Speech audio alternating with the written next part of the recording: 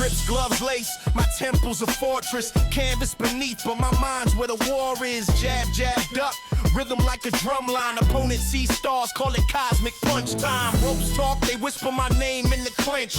Knuckles carve stories, ain't no fairy tale pinch. Blood on the mat, but my pride stay pristine. I'm the main event, the king of the ring scene.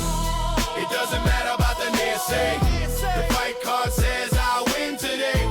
Knockout dreams, they fade away. I'm dancing on the canvas, heavyweight ballet. Bell rings loud, echoes in my soul's cage. Every round a chapter, I'm the book on this stage. Faint left, pivot right, the art in the brawl. A symphony of sweat, fist violins on the wall. Champions are made in the space of split seconds. While they gasping for air, I'm collecting my weapon. The crowd roars, their chants fuel my ascension. Every hook lands like a lesson in redemption. It doesn't matter about the naysay. The fight card says I win today. Knockout dreams, they fade away. I'm dancing on the canvas, heavyweight ballet.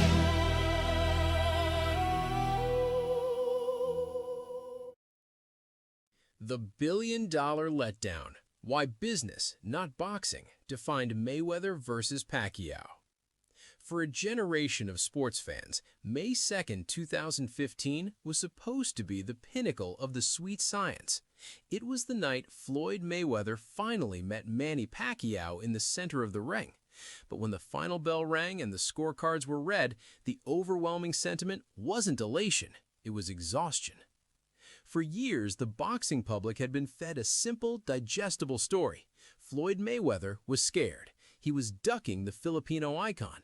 It was a narrative that was emotional, easy to meme, and endlessly repeatable.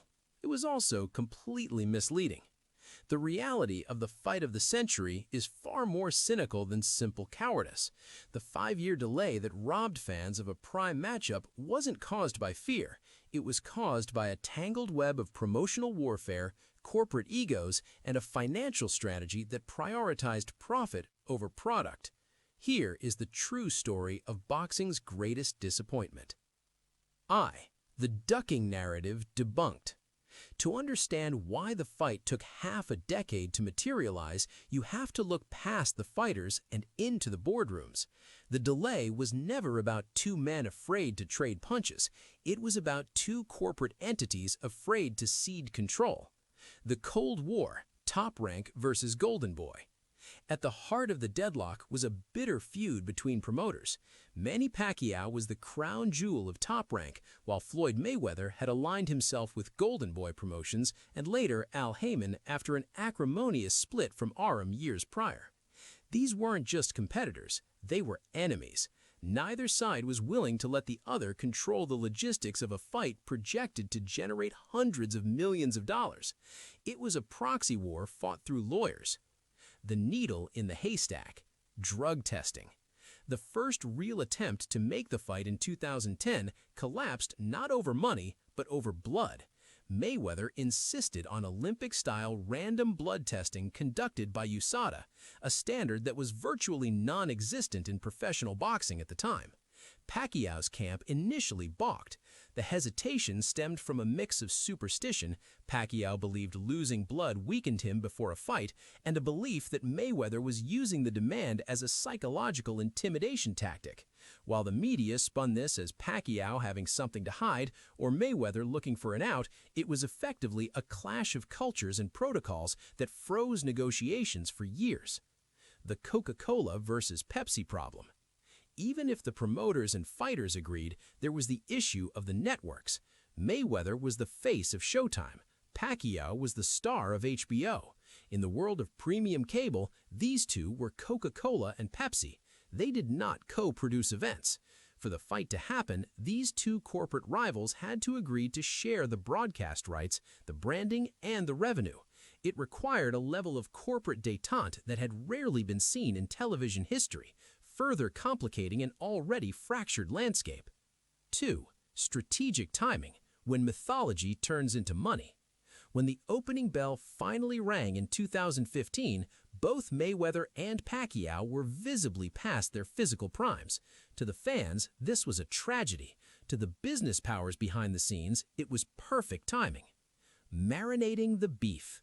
There is a concept in boxing promotion known as marinating a fight, letting the anticipation build until the public is desperate. In this case, the delay didn't hurt demand, it exploded it. Every failed negotiation, every Twitter argument, every ducking headline, and every impressive knockout against other opponents only added fuel to the fire. The hype transformed from sports anticipation into mythology. By 2015, the fight was no longer just a boxing match, it was a global cultural event. Brand maturity. If the fight had happened in 2009 or 2010, it would have been massive, likely generating $60 to $80 million for the fighters. But by waiting until 2015, both men had ascended to a different stratosphere of fame. Mayweather had consolidated his status as the highest-paid athlete in the world, the villain everyone paid to see lose. Pacquiao had become an international icon and a politician. The delay allowed the pot to grow from $100 million to a staggering $600 million in revenue. Low risk, high reward. Perhaps the most cynical aspect of the delay was the physical reality. By 2015, both fighters had slowed down. Pacquiao's whirlwind aggression had tempered, and Mayweather's legs were not what they once were. The danger of a knockout had decreased significantly for both men.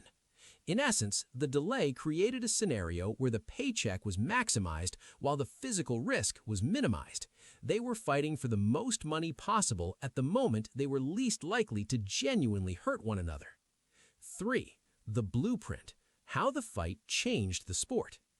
Mayweather versus Pacquiao was a financial triumph, but it left a scar on the sport of boxing that is yet to fully heal. It served as a blueprint for the modern business era of combat sports. Athletic excellence versus corporate control. The event proved that in boxing, the sport is often secondary to the machine. Fans realized that the biggest fights aren't dictated by rankings or merit, but network contracts, promotional friction, and risk assessment managers. The fighters are merely the final piece of a corporate merger. The trust deficit and the rise of the UFC.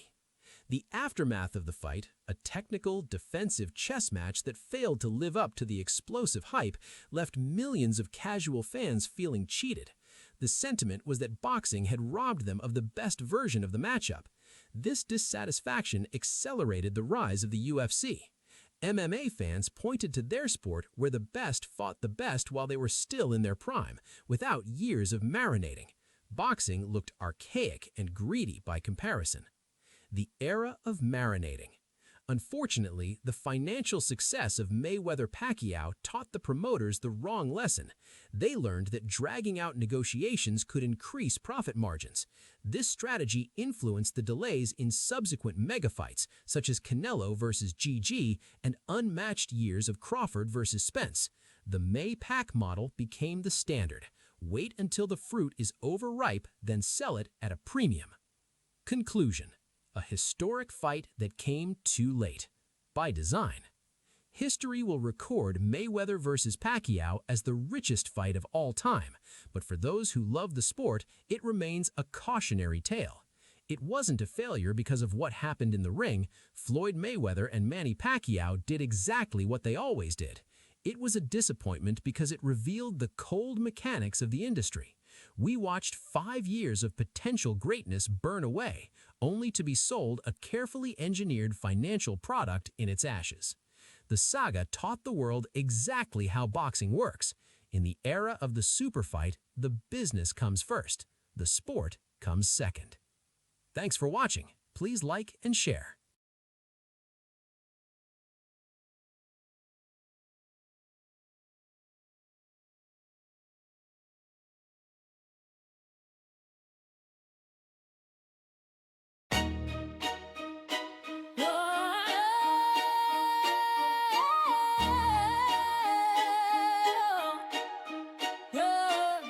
Sweat drips, gloves lace, my temple's a fortress. Canvas beneath, but my mind's where the war is. Jab, jab, duck, rhythm like a drum line. Opponents see stars, call it cosmic punch time. Ropes talk, they whisper my name in the clinch. Knuckles carve stories, ain't no fairy tale pinch. Blood on the mat, but my pride stayed pristine. I'm the main event, the king of the ring scene. It doesn't matter about the DC. The fight card says I win today. Knockout dreams, they fade away. I'm dancing on a canvas, heavyweight ballet. Bell rings loud, echoes in my soul's cage. Every round a chapter, I'm the book on this stage.